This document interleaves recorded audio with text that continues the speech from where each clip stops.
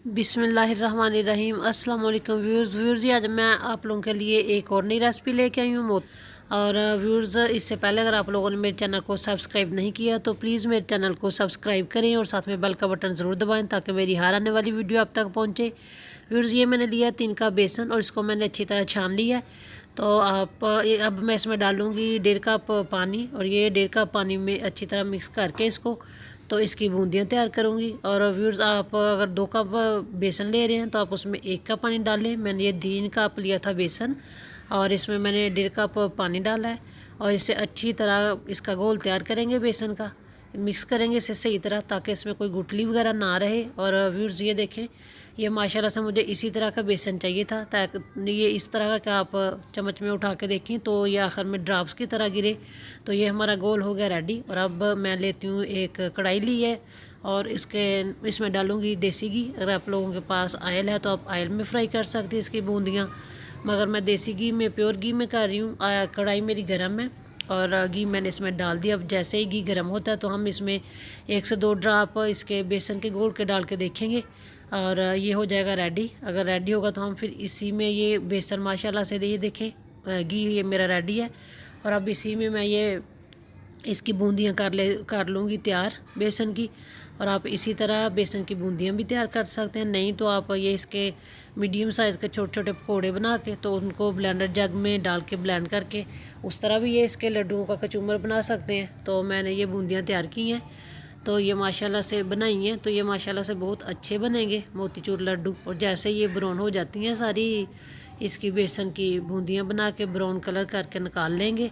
और व्यूअर्स, इसी तरह ये मैं सारी बूंदियाँ तैयार करके आप लोगों को दिखाती हूँ एंड पे कि ये माशाल्लाह से कितनी अच्छी बनी है। और साथ ही हम इसके बनाएंगे चाशनी, इसकी रेडी करेंगे।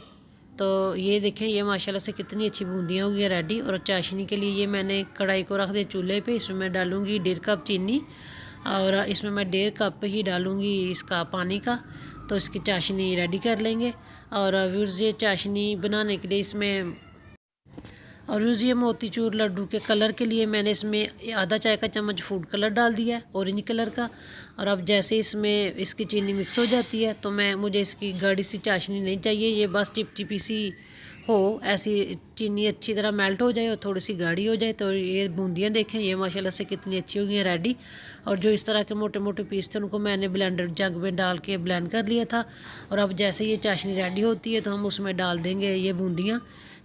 तो व्यूअर्स, माशाल्लाह से ये बहुत आसानी से बन जाते हैं, बहुत इजी से बन जाते हैं। ये देखें, चाशनी हो गया रेडी। आप इस तरह उठा के तो हाथ से लगा के देखें, ये थोड़ी चिपचिपी सी हो तो ये ऐसी बूंदी इसकी चाशनी चाहिए थी हमें।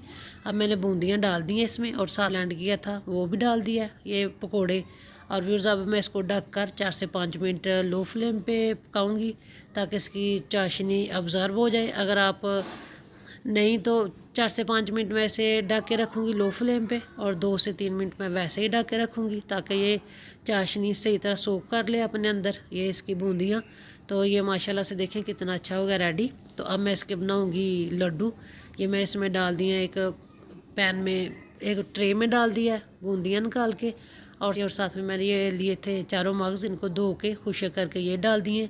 अब जैसे ये नॉर्मल सा ठंडा होता है, ज़्यादा ठंडा नहीं, सिर्फ इतना ठंडा हो, गर्म हो कि ये हम इजी से इसके बना सकें लड्डू। और ये देखें, ये माशाल्लाह से कितने अच्छे लड्डू बनेंगे और ये माशाल्लाह से बहुत मज़े के बनते हैं। और व्यूअर्स, उम्मीद है आप लोगों को मेरी रेसिपी पसंद आएगी। इसी तरह मैं सारे लड्डू बना के आप लोगों को दिखाती हूँ। और व्यूअर्स, अगर आप लोगों को मेरी रेसिपी पसंद आए तो मेरे चैनल को सब्सक्राइब करें, शेयर करें मेरी रेसिपी को बहन भाइयों के साथ। इसी के साथ अस्सलाम वालेकुम।